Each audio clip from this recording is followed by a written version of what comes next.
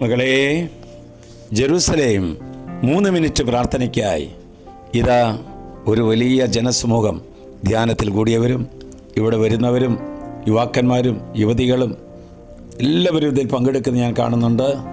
എല്ലാവർക്കും ധാരാളമായി അനുഗ്രഹങ്ങൾ കർത്താവ് തരുന്നുണ്ട്. ആരും എന്നെ കാണുന്നില്ല, ആരും എന്നെ ശ്രദ്ധിക്കുന്നില്ല എന്നൊക്കെ പറയുന്നവരോട് ഈശോ പറയുകയാണ്, ഞാൻ നിന്നെ കാണുന്നുണ്ട്, ഞാൻ നിന്നെ അറിയുന്നുണ്ട്. കർത്താവിൻ്റെ വചനം ശ്രവിച്ചേൻ. യേശയ്യായുടെ പുസ്തകം 62-ാം അധ്യായം 3-ാം വാക്യം.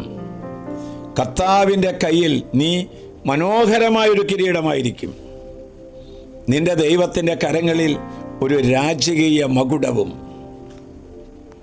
പ്രിയപ്പെട്ടവരെ, ഇത് വിശ്വസിക്കേ. കർത്താവ് നിന്റെ കണ്ണുനീർ കണ്ടു കഴിഞ്ഞു. നമ്മുടെ കഴിവോ നമ്മുടെ നിറമോ നമ്മുടെ സമ്പത്തോ വിദ്യാഭ്യാസമോ നോക്കാതെ കർത്താവ് നമ്മെ ഓരോരുത്തരെയും അവിടുത്തെ കിരീടങ്ങളായി തിരഞ്ഞെടുത്തിരിക്കുകയാണ്. രാജാവിൻ്റെ കരങ്ങളിലെ മകുടമായിട്ടും.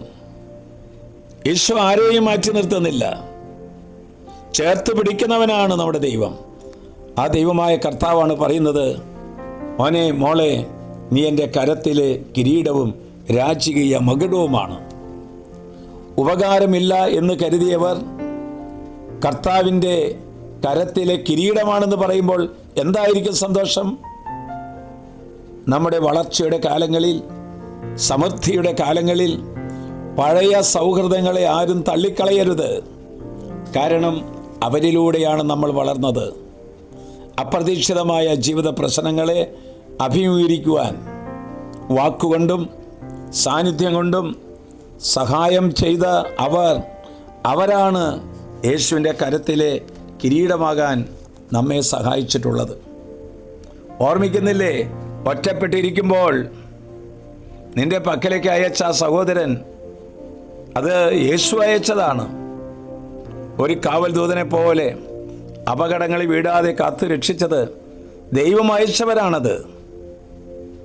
നീ അപമാനിക്കപ്പെട്ടപ്പോൾ, അവഗണിക്കപ്പെട്ടപ്പോൾ നിന്നെ വന്ന് പ്രോത്സാഹിപ്പിച്ച് വീണ്ടും പഴയ രീതിയിലേക്ക് കൂട്ടിക്കൊണ്ടുവന്ന ആ സുഹൃത്തുണ്ടല്ലോ, നിന്നെ രാജീയ മകുടമാക്കി തീർക്കുവാൻ ദൈവം അയച്ചവരാണത്.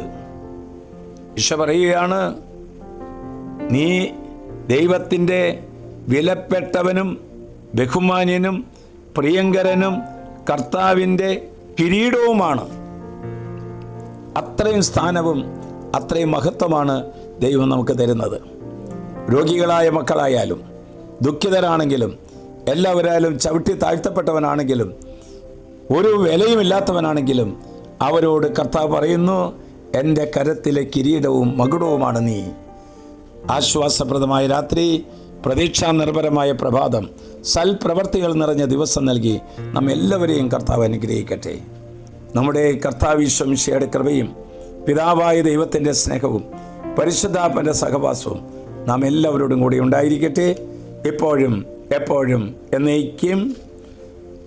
ആമേൻ.